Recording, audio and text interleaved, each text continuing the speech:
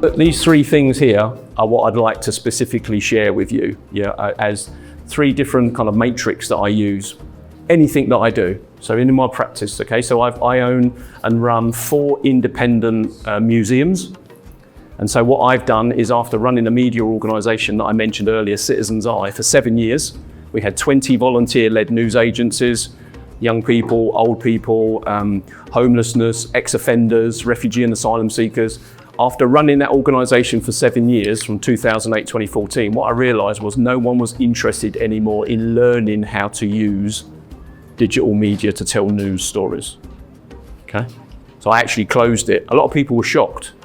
Yeah, but the idea behind that is we then morphed into the bit that I run now, which is the Documentary Media Centre, which is about telling stories, actuality. What came out of that news reportage at that low level for communities was that there were so many stories that weren't being told.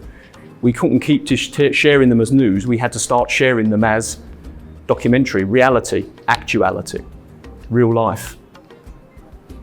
I remember having a conversation with someone via Zoom with a group of people in Lagos, and this journalist said to me, okay, I'll ask you a question. Is TikTok documentary? So straight away I said, well, of course it is. Just because it's only 30 seconds, that young person who's making that is their reality, that is their actuality, that is documentary. So therefore, we have to value that. Now, if we were looking at it from a historical point of view, some white guy decided what documentary was, okay? And we have different versions of documentary now, cinema verite, blah, blah, blah, blah, Well, then a white guy decided this, and then a white guy decided this, and then a white guy decided this, what documentary was. If TikTok for the first time is allowing the audience to be able to produce the content about themselves, and it's TikTok, that is documentary. What we have as practitioners is the challenge, if we rise to that opportunity of being able to engage that young person by saying to them, that is your reality. How can we help you to tell that story in 3 minutes, in 15 minutes? How do we get you to make a documentary? Now, whether that's you through creating S24 as a rental house so there's equipment that's available for people to use, whether that's co-using and co-facilitating some of the space that we're fortunate to have when it comes to podcasting and film studio. How do we get a group of people to come through and start using that and feel as if they own that? And I think that for me is the real key, because until we then get them to think, I don't need to make a 70-minute feature-length documentary as my aspiration as a filmmaker. Actually, what I need to do is make 3 10-minute films and then find someone to stream it for me. Then that's really where it gets exciting, because then we're not talking about Netflix, Amazon, or whatever the equivalent you have so far. It's about putting that young person in a room with people that then mean they can start thinking about, well, actually, we need new streaming platforms for Nigeria. We need new streaming platforms for Africa. Now, I know quite a few sort of media practitioners in the East, in Kenya, and they seem to be really having some interesting conversations. And I get really frustrated, simply because I'm thinking, well, I've still got 5 days till I go to Nigeria, and I want to be having these conversations with a room full of people about how we can put ourselves in the middle of that. So there's big aspirations for S24. But for me, those aspirations should come from others. So that's people, places and events. It's always about connecting these things together. If we don't put humans at the center of our stories, then to be honest with you, I don't think there's a story. As soon as you start talking about the Olympics, or you start talking about northern Nigeria from, is international tourism the answer to our economic woes, then it's great, but then it just becomes almost irrelevant. It's the impact of trying to develop international tourism in northern Nigeria, blah, blah, blah, and the people that will be impacted and employed and developed. Okay. And what's really interesting when you look at the kind of metric of Nigeria when it comes to people, places and events, is when I told people that I was coming here, they were like, what? You're going to Nigeria? I go, right, stop. What is that based on? Okay.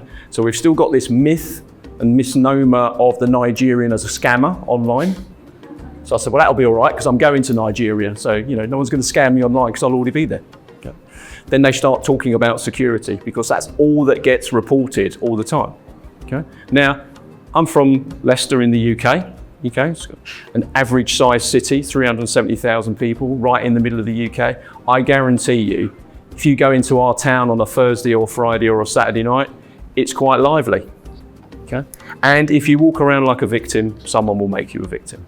Okay, so let's not be under any illusion, that anywhere is worse or better than anywhere else. Particularly with the people that we're looking to focus on, those on the margins, those on the outside, particularly vulnerable young women. Those systems happen, or those situations happen wherever we are. Okay, so that's people, place, and event. Now the other one is this local, national, regional, international. I particularly like using this in schools, and this is a great groundbreaker for you to use whenever you're talking to a particular group of young people who sit there and go, "I want to be you." Okay? That you really don't want to be me, but what you need to be is you with those skills. Okay. Now, as media workers, a lot of people come, "I'd like your access, I'd like your skill set, I'd like to be you really quickly because I use TikTok." Okay. And what they don't see, particularly when you get to my age, I think I might be the oldest in the room slightly, is the time you have to go through it and all the reasons why it didn't work. Okay. So the learning is as much in the things that didn't work as the things that did work. So what I try and do, I always try and center my stories around these connections. If it's a local story, what's the relevance of it? What does it mean to that person locally? But also to try and challenge those people that only see that local vision through that local metric to think in a national, regional, and international way. So if we're thinking here, local for us would be like Northern Nigeria in this context. So nationally, we've got Northern Nigeria. Instantly, you're into the difference between states. You're into federal funding. You're into the businesses, the interview that Miss Halima and I did with Hamzi the other day about the artisanal mine, the gold mine, the leaching and stuff, Then regionally, it's about West Africa. Okay. Now, instantly that I say West Africa, that's a problem. Why? Because that's the terminology that comes from my part of the world. There's a great little TikTok doing the rounds at the moment about a female author from Egypt. And she's there in this big event, and this lady says to her, "Can I talk to you about the Middle East?" And she says, "No, you need to stop." The Middle East is a colonial setting. That's a colonial mindset. London is here, where I'm from, that was the middle before I got to the Far East, which was India, one of your dominions. So therefore, that's why you called it the Middle East. When I go to London, I call it the Middle West. And then when I go to America, I call it the Far West. Okay? But that language has to change from us. There's a whole thing at the moment, I'm sure you're seeing it about, how Africa is represented with the African Union at the UN, about changing the map, about the size of it. These are all important stories, but how do we connect that young person that we're talking to in Northern Nigeria, who already has a view of how they fit in the national structure here, and also how they're perceived from, ECOWAS, the African Union, things like that, but also organisations like the UN and, International Monetary Fund. And what you'll find is that the East Africa is having this conversation all the time based on Chinese money. The Chinese are particularly interested in East Africa because it's access to the Indian Ocean. That's why they're not really talking about West Africa at the moment. But at some point, when all that infrastructure is built, then how do we have that conversation? Which is, of course, Chinese money comes without the restrictions of human rights. So you want money from the IMF or the World Bank, it all comes from you. You have to change your system of governance. Well, that's never going to happen, is it? Okay. So what I'm saying is we need to be thinking about how all of these things here, just because we are now, this morning, standing here, having this conversation in Abuja, that we are not impacted in every single thing that happens internationally. And when one of these anomalies comes along, like strikes like an asteroid, which is Donald Trump, it has such a ripple effect. It affects funding, it affects how we perceive ourselves. I remember one of the conversations I was having with the team the other week when they did a story about how Donald Trump had invited 5 leaders from African countries to go to Washington and stuff like that. And I'm like, well, Nigeria is the biggest. Why is it not there? And what happened is when you go through the TikTok, or through our Instagram Reels or through YouTube, the only white face in any of the images for the videos was Donald Trump. I said, well, we need to change that. Yeah. What we need to make it is we need to make it a picture of the US Embassy in Abuja. We need to make it a picture of the Nigerian Embassy in Washington. We can't make it about him. We've got to change the narrative. How do we get back to thinking about why aren't we there? You know, what was the thing that didn't work that we were represented there? And that story, I would say, was only reminded to me again about the story a couple of days ago. I think I was at the airport flying on Tuesday and Wednesday with, I don't think your president's recently just arrived in Japan or just gone to Japan for a big conference. And Nigeria's was the only store that on the opening day of the three-a-day was completely empty. So like, you know, influencers and people like that, your expats, the diaspora that were there, stepped up and manned the stand themselves because people were coming up and talking about Nigeria. And we really need to be thinking that we're constantly having these conversations. Can you think of situations yourself when you're having a chat with someone locally and they just cannot think about why they would be important or where they fit when it comes to Nigeria, let alone starting to think about West Africa, yeah, or then even about international. You know. Three conversations I've had in the lift so far in the hotel that I'm staying at. Yeah. First day, guy says to me, "Oh, where are you from?" I said, "Oh, England." He said, "Great." I said, "I've been to Nigeria before though." He said, "Fantastic, you're Nigerian, that's why you've come back." He said, you've been drawn back. We've pulled you back. We'll get you a Nigerian passport." And then just waved at me and wandered off. Yeah. The second one was last night. Yeah. Got in the lift, and this guy was there. Lots of bags. Yeah. Clearly had made his own outfit. Yeah. You could just tell it was like made by him. And he said, "Hi, how are you? Where are you from?" And so we started having a conversation. Literally, he was on floor 2, and he just delivered this sales pitch about the fact that he was a tailor. I've still got his business card now. He was a tailor, he could make me a suit. And I said, "Did you make that?" And he was ever so proud. He put his shoulders back like that and he picked his bags up, wished me a good night, and he was out the lift. And I was like, that's it. You might not want what those people have got, but you've got to celebrate the hustle. I mean, he was on it all the time. He was quite clearly tired. He was probably hungry, yeah? And what we need to embrace is that energy that comes from young people, I think particularly. No. And then the third one was this morning, this guy, he's got gold over the top of his like flip-flops. What do you call them? Flip-flops, sliders, shoes. Yeah. He'd just given a bit of banter to the young ladies as he'd come out the breakfast place. And he was walking up and he had this Mac on. He looked immaculate.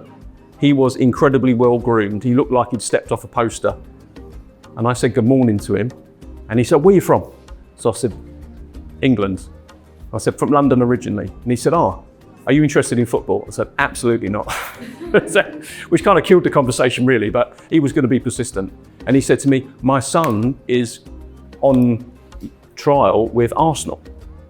And I said, "Well, I'm from Leicester." And he said, "And Leicester." And at the minute he's with Aston Villa, you know? And you could just tell that interaction suddenly meant he had a connection with the UK because his son there, and then he was missing him and he wished him well and all that, but nothing needed to be said. It was just there. And for me, that's what storytelling is. You know, we as media practitioners, journalists, authors, copywriters and stuff like that, we've got to stop thinking of ourselves as a function. You know, I'm a photographer, I'm a filmmaker, and start thinking ourselves, we are all storytellers, okay? Now, the biggest frustration I have, I think I shared this with you the other day, is that when someone's a really good filmmaker, I always instantly say to them, "Did you take photographs while you were there?" And they go like, "No, I was filming." I was like, "Well, why aren't you taking photographs? If you're a photographer, why aren't you making films while you're there?" Now, you might only make it for your purposes, yeah? But that purposes should be, here I am working as a photographer or a filmmaker. This is where I went, this is how I got there, this is the journey. It's not the final picture, it's not the final bit of film. The way we inspire young people is to turn around and say, "I can see that journey, I can see that." And also, you might be making 30-second TikToks, yeah? But you're already doing that. You're thinking about where you're gonna go, you're thinking about where the story is, who you're gonna meet, how you're gonna get it, yeah? Who's gonna watch it? You know, what is the purpose for making that? Because remember, the difference between you and I, yeah, is where we're from, my age, skin color, gender, all the things that the world points out, yeah? But I think the most exciting thing is that you and I only have 24 hours in a day, yeah? And it's up what we're gonna do with them. And this is what we need to get young people, so many of them, these young people, if we give them hope, yeah, then we need to give them something to do with that hope. Because if we don't, there's people in the north, yeah, that are looking to come down, so they reject that system, yeah, because this system is for you. That system will never work for you. So actually, education without a meaning or a purpose at the end is one of those things, okay? And that's all wrapped up in the day-to-day stories, particularly if I'm saying to you, hey, buy this soap, dress like me, you know what I mean? You'll be much more influential with the ladies if you dress like me, And it's so true, and that's really where we're fighting against popular culture. Doesn't matter where you're from, there's always some popular culture program. In the UK, we have some really big programs like, EastEnders and stuff like that.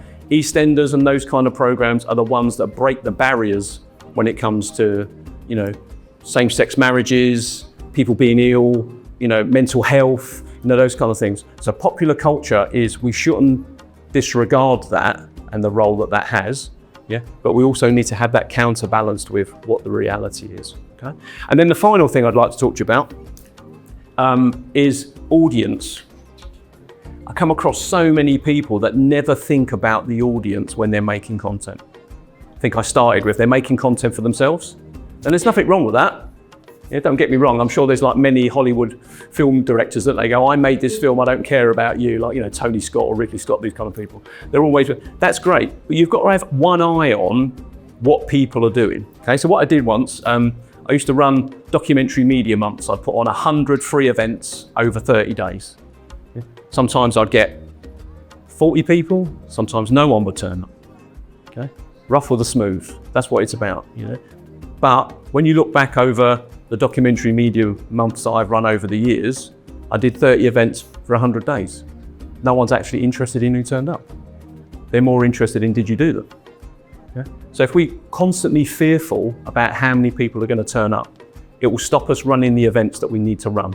Yeah?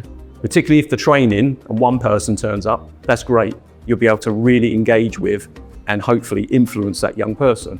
If 100 turn up, what the challenge is you changing your style for that audience and how you're going to do it. Yeah?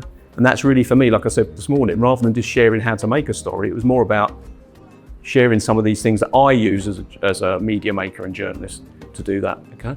So let's look at the audience. Now, I've worked out there's 4 types of people that come to my events. Okay. None of them pay, so I'm not worried about that. So none of these people have money in their pocket. Okay. Let's cut straight through that. If you think it's about money making, forget that. Okay. So I've worked it out that there's always someone who is teaching others. Okay. So I don't call them academics or anything like that. There might be lecturers or tutors or school teachers. Yeah. It's open educators. Some of the best educators I've found are the ones that do informal education through running a Saturday morning football club or running a youth club, yeah, or church. Yeah, any of these things. People that are influencing other young people, yeah, are doing that informal education, yeah, that is about making you a engaged, interested, decent human being that understands they're part of a society, and being selfish isn't probably a cool thing, and throwing rubbish out the car shouldn't be something you do. Okay, so therefore educators, open educators. So let's say that's you, okay? So you're the open educator in our group here, right? Then we're looking at issue experts. Now, straight away, politicians are very good about, are you qualified to give me that piece of information? And you go, no, but I was on the receiving end of it, okay? So as an issue expert, you suddenly elevate someone into expert status who has lived experience of that, or someone that they know who is working in that or volunteering in that sector, okay? So you think about it now, if you're my issue expert, would you be happy to be my issue expert? You look like an issue expert. Yes. He's certainly checking all the facts that I'm saying, that's for sure. Like, so I'm expecting a very handsome lawsuit handed to me as I get on the plane and fly out, you know what I mean? We've got someone here who is influencing others, yeah? So if this person has the knowledge, straight away there's a connection between you two, okay? We're actually only halfway through now. So what we're in here is the engaged public. Now you've got to love the engaged public, haven't you? The public that just wander around, you know, watching consuming social media and TikTok, influenced by the posters that you see, personalities and celebrities telling them how they should live their life. You know what I mean? Why don't you live your life like me? Well, that's because I've got not $3 million and a big car, So it's that kind of stuff. These people here are someone who genuinely wants to do something. Okay, so they're like social campaigners. They're activists. Yeah, they're interested in improving the situation for the collective, not just themselves. That's what I would say an engaged member of the public is, not just a consumer.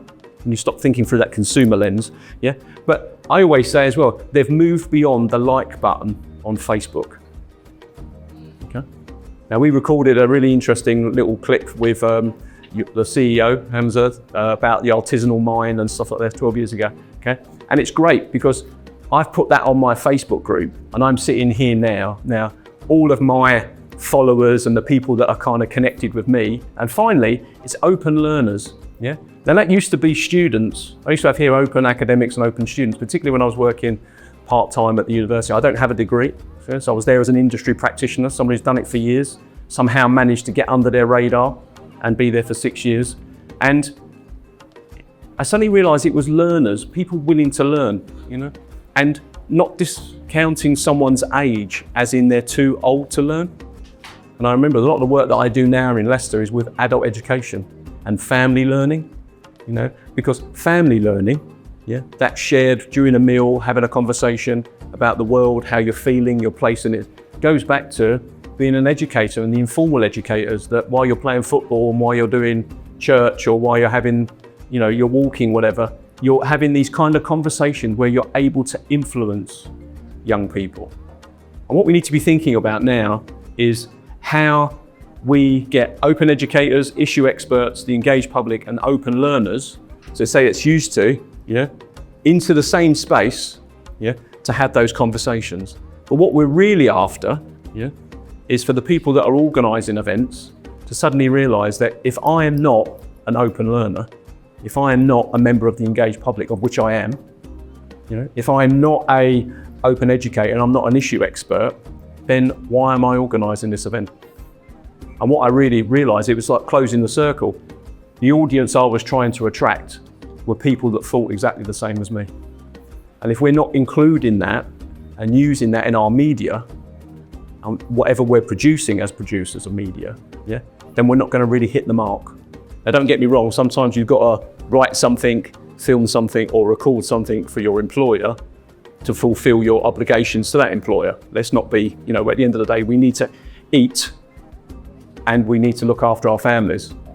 But at the same time, when you've got your own time and you're thinking your own thoughts, that's really where the development of your own platform and stuff, because I guarantee you, the answer to a lot of the solutions to the issues that we have, are sitting in this room. So my final point is, I'm always getting asked now about AI. And I always say to people, which one are you talking about? And they say, well, what do you mean? It's AI, AI. And I was like, yeah, but what type of AI are you talking about? And they get a little bit confused. And I said, now, are you talking about the AI now? I don't know how old, does anybody remember the movie Jaws? About the shark, Remember that? Okay, I can clearly remember, my friend, in 1977 when that came out, I was 11 in our local swimming baths, waiting for that stairs that I was swimming to open up and I was going to get killed by a shark, okay? Jaws did more for the fear of sharks than anything else, okay? Now, how about Terminator? Remember the Terminator movie? When Skynet becomes self-aware?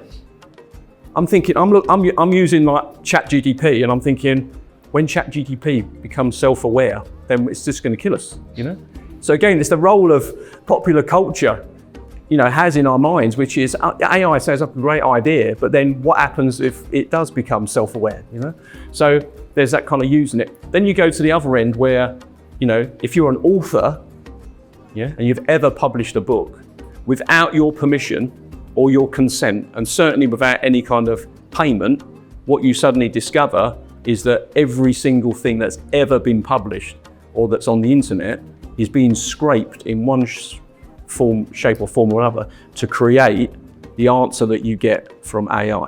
Okay? So for me, this is where I talk about the other AI, yeah? Actual intelligence, yeah? Because that actual intelligence is what's in this room. Okay? So let's look at ourselves as the other AI, the actual intelligence, right? Now in this room, there'll be people, yeah, with information and stories and knowledge about things that are well documented and well known in print, yeah, or film or whatever, yeah. But AI is never, the internet is never going to be able to scrape that from your brain, okay? You still have that story. Yeah? No one's ever going to get it out of you. And that might be because it's deeply traumatic, yeah, or that might be that you've just never found an outlet for sharing it. What we need to be thinking about as media workers is how do we take what we know, yeah, and make sure that it's not scraped by the internet and produced as Wikipedia, but actually we can tell it in an authentic way. Now, that doesn't mean tell it to the world, yeah. Sometimes it's thinking about who do we tell it to? Who's the right people for telling us, yeah? Now you might have a story and knowledge of a particular situation that could be the unraveling of a politician. Yeah? Then you start thinking about your personal safety. The primary concern should be the personal safety of the person that's telling you the story, yeah? And then where that fits. But there are other ways of getting that story out there, because what I guarantee you now, yeah, if each of you was to tell me something that was really good about your life, yeah, something you'd like to share about what you'd like to do, and then share something that was deeply traumatic that's happened to you in whatever nature, I guarantee you there would be at least one other person in this room that's experienced it, yeah? And it's only when you realize then you're not alone, yeah, you start thinking about how have you made it? How did you keep going? How did you survive? And I think that's whenever I do international Zoom calls between people in countries where I've worked or from projects that I've worked, they're always deeply shocked that there's someone else in that situation, an exploitative politician, big business taking too much water from the ground, you know, media not covering because they're in partnership with someone. And I think this, for me, is what makes it really interesting. When you consider who the audience is for your content, you start thinking about actually the audience. If you take the time to put yourself out and go and meet that audience, they actually have some of the untold stories that we need to find. So what's hard to think about is if we were to get our phones out now and just start scrolling. Now, whether you're looking at international media, whether you're looking at local media, you know, some of you will be going back to work for local media. Yeah, it's such a big space. There's room for everybody. Yeah? But there's some people that are just telling stories for money. Some people are telling stories for influence. Yeah, and then some of us, if we can get ourselves into that space, yeah, we don't have to compete for that, because actually people are looking for meaningful engagement and stories. You know, and even, let's be honest, I've spoken about politicians in a negative way, and I've spoken about big business in a negative way. But at the same time, as a PR marketing expert, and with, you know, clients coming to you and going like, well, we're not like that. Not soften my image because I don't want people to know, but actually I came from the streets, I came from that village, I came from that community, and I want to give something back. So for me, that's what's a real genuine honor talking to you today about S24, is that I know where it comes from, and what we're trying to do is tell an authentic story about Northern Nigeria that helps other Northern Nigerians to realize that they exist, they're important, you know what I mean? What they say and think is valued, but then also to start sharing that nationally, yeah? Because before we even think about becoming Al Jazeera and BBC and France 24 and, you know, these kind of organizations, we need to compete and win audience here and nationally, yeah? And then regionally, yeah? Because, you know, it might be that some of you are all from, or have relatives that are from other countries that are in West Africa, yeah, before we even start thinking internationally. And I think if we're able to do that and keep our aspirations genuine, but our vision is to be bigger, yeah, then the way that we'll do that is not having 10 people employed in a media team all sitting in a room having a conversation about how we can move ahead. It's actually having good equipment, good facilities, building a membership of young people where they feel there's hope and aspirations for gaining access to the industry, international connections, but actually respects their voice, and then looking to engage with some of yourselves in a way where it's not about full time, it's about maybe that bit of time where it's you, where you're interested in doing something different that your employer might do. Now, that may develop into something that's part-time or full-time, or even, dare I say it, rise to the aspirations of being a director or an influencer. She's hiding behind there, it's all right, she's hiding behind this board. It might be all right that, at the end of the day, it's about creating something that we can leave as well. Thank you very much for listening, I appreciate it.